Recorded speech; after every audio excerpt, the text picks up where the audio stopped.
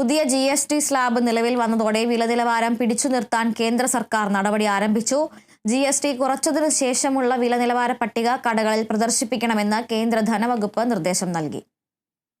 September 22 ശേഷം ചരക്ക് സേവന നികുതി 5%, 18% സ്ലാബുകളാണ് ഭൂരിപക്ഷം ഉൽപ്പന്നങ്ങൾക്കും ബാധകമാവുക.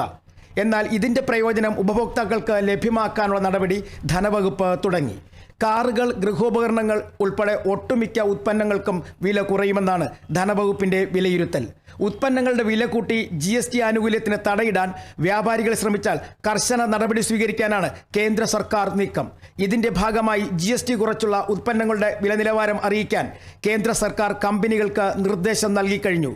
ഇത്തരത്തിൽ ഓരോ മാസവും 56 ഉൽപ്പന്നങ്ങളുടെ വില നിലവാരം കമ്പനികൾ ധനവകുപ്പിനെ അറിയിക്കണം. കൂടാതെ വാഹനങ്ങൾ, ഇലക്ട്രോണിക്സ് ഉപകരണങ്ങൾ എന്നിവയുടെ GST കുറച്ചുള്ള പുതുക്കിയ വില GST പോർട്ടലിലും ഷോറൂമുകളിലും പ്രദർശിപ്പിക്കാനും നിർദ്ദേശമുണ്ട്. വാഹനങ്ങളുടെ വില 10% മുതൽ 12% വരെ കുറയുമെന്നാണ് കമ്പനികൾ പറയുന്നത്. Kerala vision news, Thiruvananthapuram.